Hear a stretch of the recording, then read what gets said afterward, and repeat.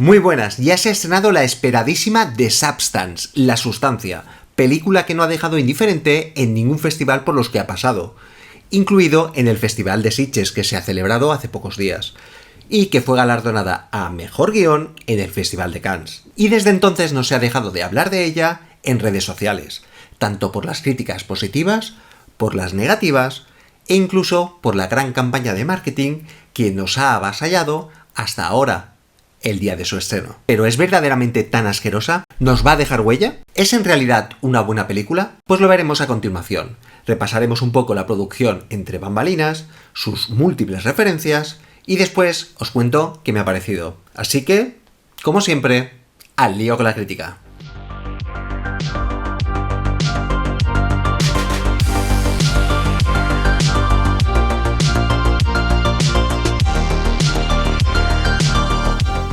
Venga, ¿estáis preparados para adentrarnos en el mundo de The Substance?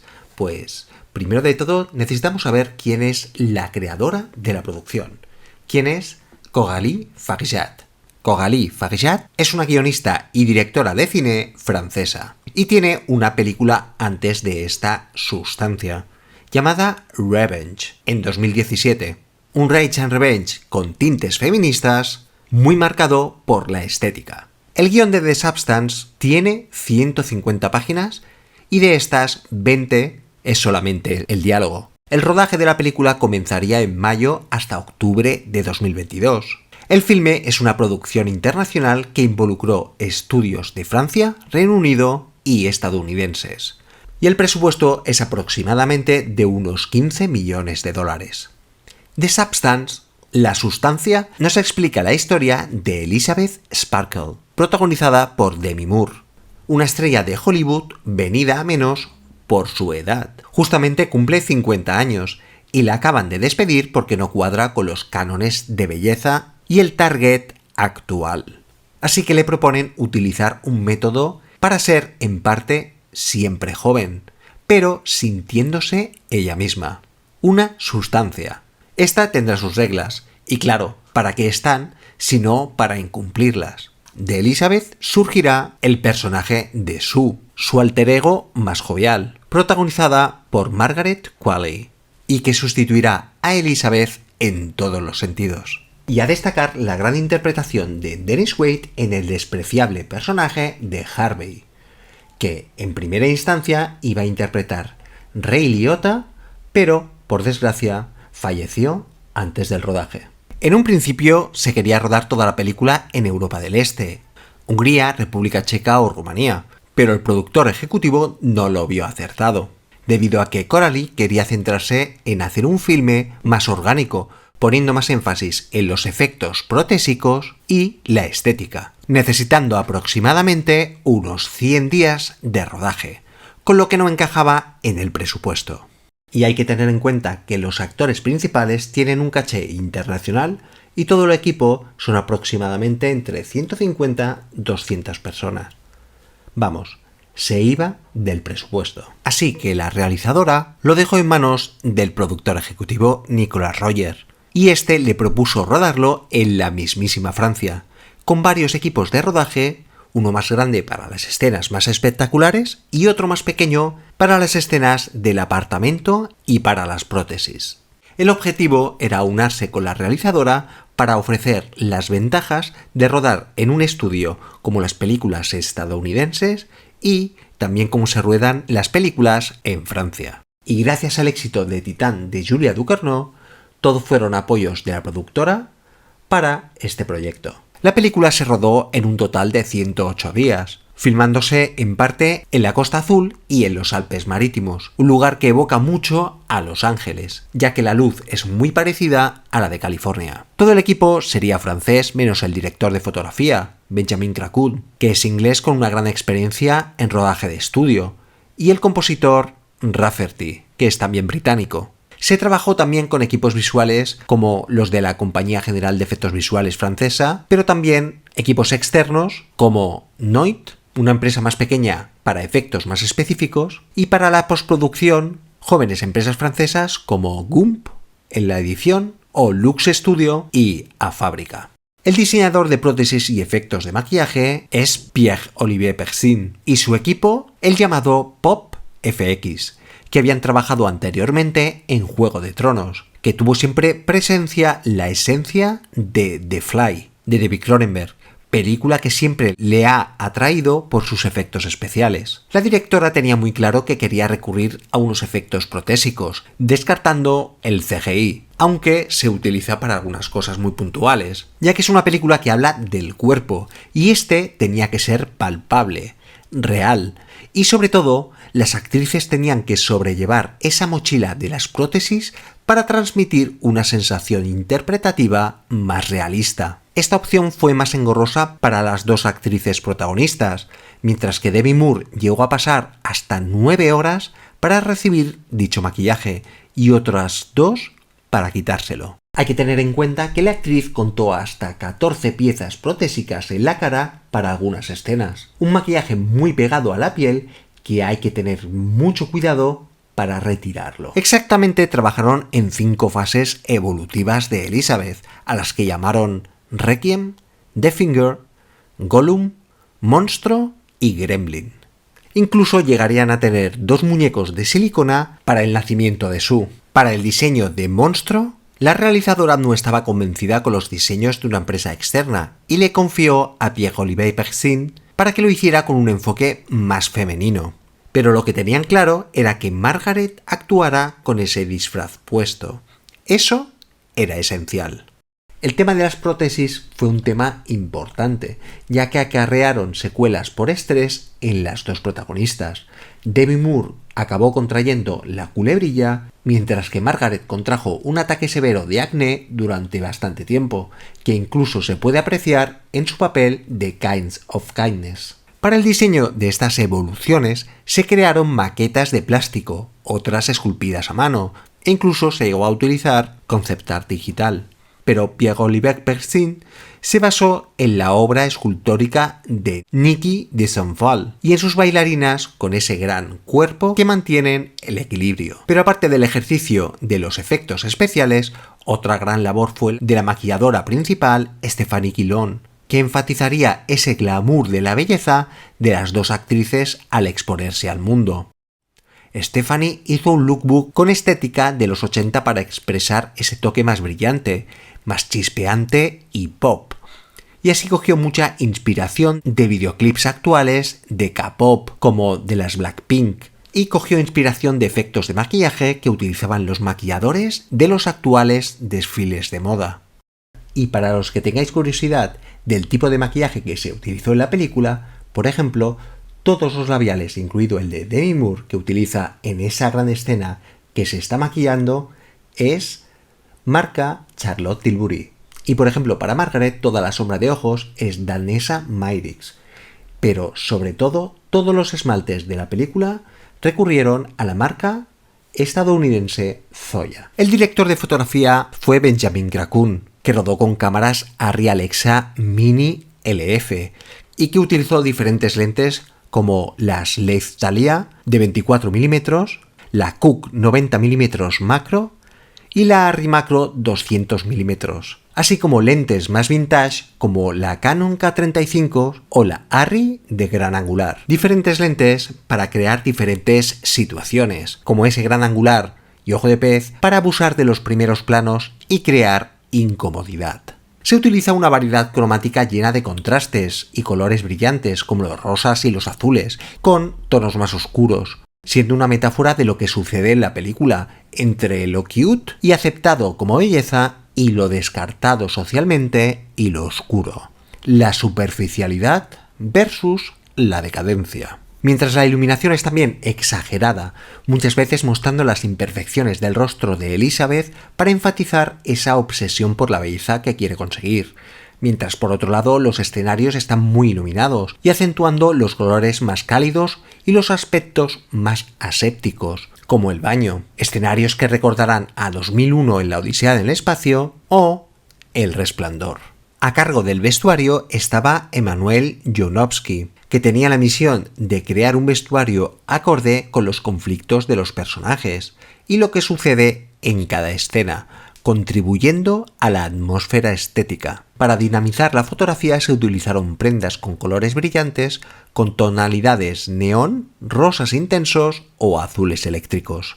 Todo esto se utiliza para simbolizar y enfatizar aún más toda esa superficialidad y exagerarla en todos los sentidos: los planos, el ritmo, la estética, la música e incluso el vestuario. Hay una clara diferenciación para contrastar a las dos protagonistas. Mientras Sue utiliza prendas brillantes y provocativas, todo más relacionado a la sociedad de consumo y la explotación de la sexualidad, Elizabeth es todo más contenido, manteniendo una evolución en el vestuario acorde con el deterioro emocional y físico del personaje.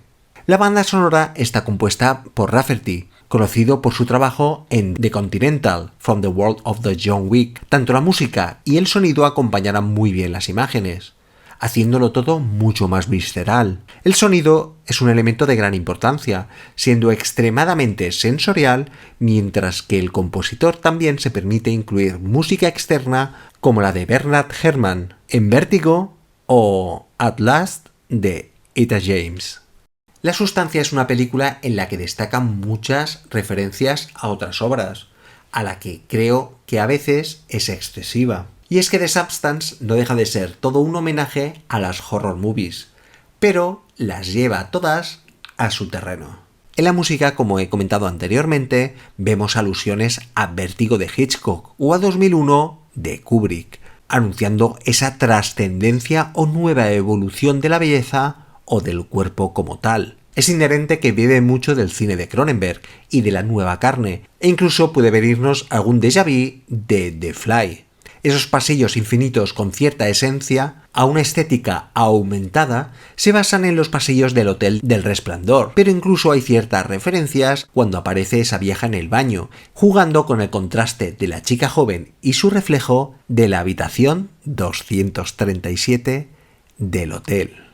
No podemos dejar de olvidar tampoco que recuerda a películas de serie B como Basket Case, ¿Dónde te escondes, hermano?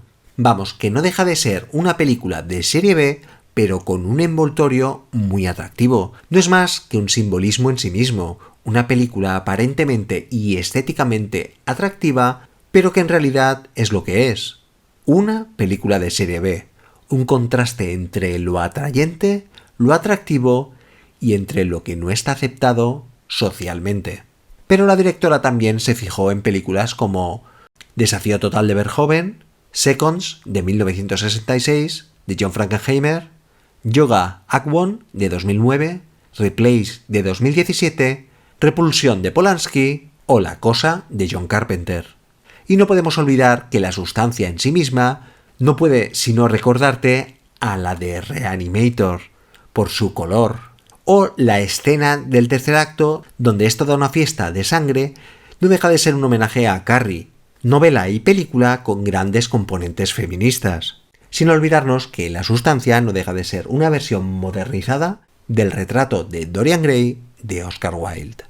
The Substance es una película provocativa y llena de simbolismos, muchos más de lo que creía en un principio. Simbolismos que van más allá incluso de lo que se puede ver, como el concepto de ser una estrella de Hollywood, con esa gran elipsis temporal del principio, con la placa de la estrella, y el final donde se recurre a esta, pero con un cielo estrellado siéndolo observado. O por ejemplo el símil entre la comida y el cuerpo, con una de las mejores escenas de la película, en la que Dennis Quaid devora todo ese marisco, e incluso en la que Demi Moore prepara ese pollo relleno. También hay simbolismos en los nombres de los personajes, como el de Elizabeth, que la realizadora lo puso como un nombre referencial de estrella de Hollywood de antaño, y su apellido Sparkle, que hace referencia a lo brillante, e incluso en el de Sue, que le puso ese nombre porque en la pronunciación se juntan